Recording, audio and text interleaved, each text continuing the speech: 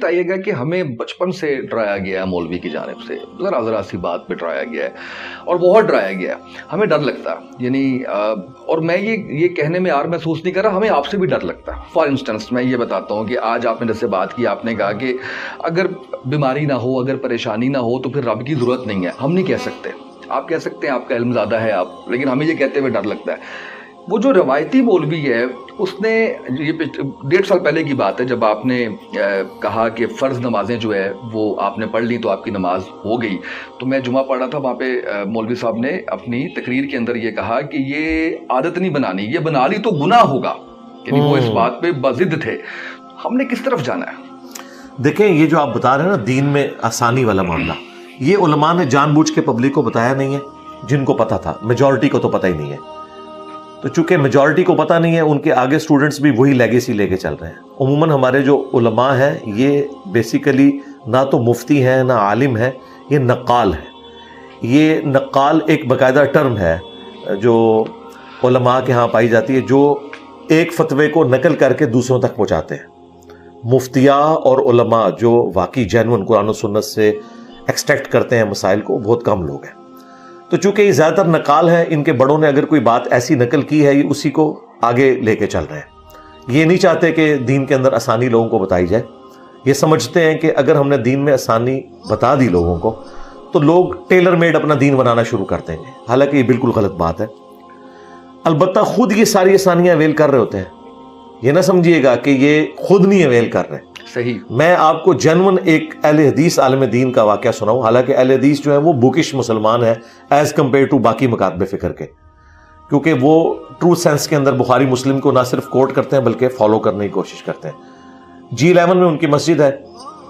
تو میں انہیں ملنے کے لیے گیا، یہ آلموسٹ 2008-9 کی بات ہے، اس وقت تو مجھے اتنے لوگ نہیں جانتے تھے۔ تو میں نے ان سے پوچھا کہ کیا نمازوں کو جمع کیا جا سکتا ہے مجبوراً؟ ان کا نہیں، بالکل یہ تو رافضیوں کا، شیعوں کا طریقہ ہے۔ تو میں نے انہیں کہا کہ صحیح مسلم میں اوپر تلے 10 احادیث ہیں کہ نبی علیہ السلام نے بغیر خوف کے، بغیر بارش کے اور بغیر سفر کے مدینہ شریف میں ظہر اور عصر کو جمع کیا اور مغرب اور عشاء کو جمع کیا۔ اور جب تابعین نے ابن عباس سے پوچھا کہ نبی صلی اللہ علیہ وآلہ وسلم نے یہ عمل کیوں کیا، تو انہوں نے 2 جملے بولے۔ نمبر 1، تاکہ امت کے لیے اس معاملے میں کوئی تنگی، حرج باقی نہ رہے،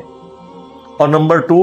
تاکہ امت کے لیے اس معاملے میں آسانی ہو جائے۔ صحیح۔ اچھا، یہ 1628 سے لے کے 1637 تک نمبر ہے اس کا صحیح مسلم میں، انٹرنیشنل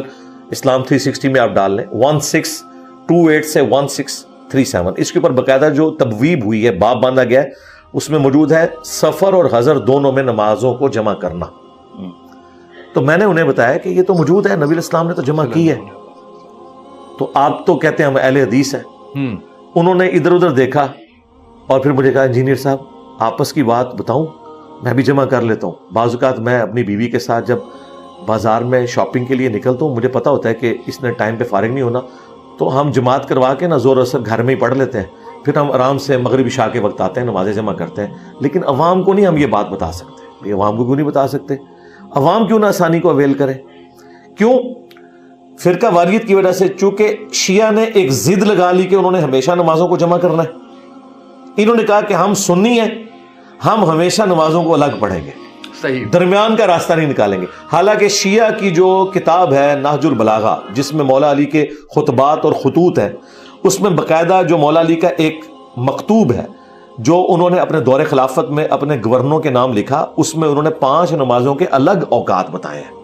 نمازیں جمع کرنے کا اس میں نہیں موجود۔ یہ افضلیت ہے اور یہ جواز ہے، اور یہ جواز اتنی بڑی نعمت ہے کہ آج بھی جو لوگ اہم پوسٹوں کے اوپر ہیں، جس طرح آرمی چیف ہیں، پرائم منسٹر ہیں اور چیف جسٹس ہیں، ان کے پاس ٹائم اتنا لمیٹڈ ہوتا ہے کہ ان کے پاس یہ آسانی موجود ہے۔ اسی طریقے سے جو لوگ یورپ اور امریکہ میں جابز کرتے ہیں، ان کو جاب کے دوران بمشکل آدھے گھنٹے کا 20 منٹ کا وقفہ ہوتا ہے، اور وہ عموماً اپنے شہر سے باہر 30-40 کلومیٹر تک بھی چلے جاتے ہیں۔ 20 کلومیٹر کے بعد وہ مسافر تصور ہوں گے صحیح مسلم کے تحت، اگر شہر سے باہر نکل گئے، وہ نمازوں کو جمع بھی کریں اور فرض بھی 2 پڑھیں، 2 ظہر 2 عصر۔ اس کی ایسے لوگوں نے نماز شروع کر دی ہے۔ اور آخری بات، صحیح بخاری کی حدیث ہے کہ دین ہے ہی آسانی کا نام، انہوں نے ہمیں یہ بتایا تھا کہ آپ دین کا علم حاصل کریں گے تو جب علم آتا ہے تو انسان مشکل میں پڑ جاتا ہے، حالانکہ جب علم آتا ہے تو انسان آسانی میں چلا جاتا ہے، اسے پتہ چل جاتا ہے کہ دین نے ہمیں کہاں کہاں ریلیکس رکھے، اور یہ ریلیکسیشن اللہ تعالیٰ نے دی ہے اس لیے تاکہ امت اس سے نفع اٹھائے۔ صحیح مسلم میں حدیث ہے،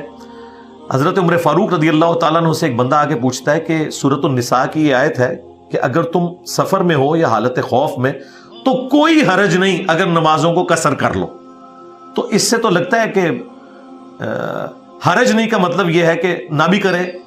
تو ٹھیک ہے، اور اگر خوف ہو تو کرنا چاہیے ورنہ نہیں۔ انہوں نے کہا میں نے سیم یہی کوسچن نبی الاسلام سے پوچھا تھا کہ اب تو ہم حالت امن میں ہے، کیا ہم اب بھی سفر میں نمازوں کو مختصر کریں؟ تو نبی الاسلام نے فرمایا یہ اللہ نے آسانی دی ہے، اسے لو۔ دیکھیں نبی الاسلام کی مینٹیلٹی دیکھیں۔ اس سے بھی بڑھ کر صحیح بخاری میں اتنا اسٹونشنگ عمل لکھا ہے سیدنا علی کا، اس سے بڑھ کر میں نے اس لیے بیان کیا کہ یہ بڑا حیران کن ہے پبلک کے پوائنٹ آف ویو سے۔ ویسے تو نبی الاسلام سے اوپر کسی کا فرمان نہیں۔ سیدنا علی جب اپنے دور خلافت میں دوسرے شہر میں سفر کرتے اور واپسی پہ آتے تو امام بخاری نے نقل کیا ہے کہ وہ کوفے کے گھروں کو دیکھ رہے ہوتے تھے، لیکن کوفے میں انٹر ہونے سے پہلے نمازوں کو قصر کرتے تھے، اس لیے کہ وہ کہتے تھے کہ میں اللہ تعالیٰ کی آسانی سے فائدہ اٹھا رہا ہوں، اگرچہ میں گھر پہنچ کے پوری نماز بھی پڑھ سکتا ہوں لیکن میں شہر کی باؤنڈری کے باہر نماز کو مختصر کر کے پڑھوں، میں اللہ کی آسانی سے فائدہ اٹھا رہا ہوں۔ یعنی صحابہ کرام اہل البیت تو اللہ کی آسانیوں کو اویل کرنے کو دین سمجھتے تھے، یہ دین کو مشکل بنانے کو یہ کوئی دین کی خدمت سمجھتے ہیں۔ باقی جو آپ نے وہ ایک جملہ بولا نا، میں نے جو ایک بلنٹ جملے بولتا ہوں، اس طرح کے جملے قرآن و سنت میں موجود ہیں۔ یہ لوگ بولتے اس لیے نہیں کہ انہوں نے صدیوں سے کلچر یہ ڈیولپ کیا ہے کہ جو بندہ ذرا سا اس طریقے سے ہٹ کے بات کرے گا وہ گستاخ ہو جائے گا۔ میں نے یہ کلچر توڑا ہے، میں نے کہا یہ گستاخی نہیں ہے، تم جس چیز کو گستاخی بتاتے ہو یہ گستاخی کا لفظ عربی میں ہے ہی نہیں، عربی میں گاف ہے ہی نہیں ہے، ٹھیک ہے، اس کے لیے اور الفاظ استعمال ہوتے ہیں۔ سب سے بڑی بات عربی میں تم اور آپ ہے ہی نہیں ہے،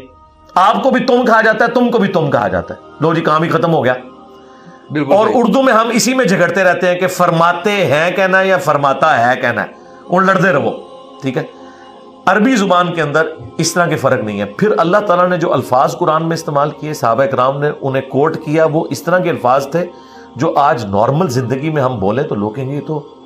بڑی گستاخی کر رہے ہیں۔ مثلاً حضرت ابوبکر کا جو پہلا خطبہ ہے نبی الاسلام کی میت کے اوپر، اس میں بڑے سخت الفاظ ہیں، الا من کان یعبد محمدا فان محمدا قد مات، کان کھول کر سن لو، تم میں جو بھی محمد کی عبادت کرتا تھا وہ جان لے کہ محمد مر چکے۔ ومن یعبد اللہ فان اللہ حی لا یموت، اور جو اللہ کی عبادت کرتا تھا وہ جان لے کہ اللہ زندہ ہے، اسے کبھی موت نہیں آئے گی۔ انہوں نے یہ نہیں کہا کہ نبی الاسلام دنیا سے تشریف لے گئے، وصال فرما گئے، وصال بھی عربی کا لفظ تھا، وفات بھی عربی کا لفظ تھا، انہوں نے کہا مر گئے، فإن محمدًا قد مات، بے شک مر چکے۔ اور یہ حضرت ابوبکر کے اپنے الفاظ ہیں، آپ یہ بھی نہیں کہہ سکتے کہ انہوں نے کوئی حدیث کوٹ کی ہے، اپنے الفاظ۔ اور پھر تھریٹیکل، صحابہ میں تو کوئی بھی حضور کی عبادت نہیں کرتا تھا، انہیں یہ پتا تھا کہ جیزس کرائسٹ کے نام کے اوپر سب سے بڑا شرک پھیلا ہے، محمد رسول اللہ نے بھی دوسرا جیزس کرائسٹ بن جانا تھا اگر حضرت ابوبکر اس وقت یہ بلی نہ مار دیتے یہ بات کر کے۔ بالکل صحیح، ٹھیک ہے، کیونکہ بخاری میں حدیث ہے، دیکھنا میری شان کو اس طرح بلند نہ کرنا جس طرح نصارہ نے حضرت عیسیٰ کو بڑھا دیا، میں اللہ کا بندہ اور اس کا رسول ہوں، مجھے اللہ کا بندہ اور اس کا رسول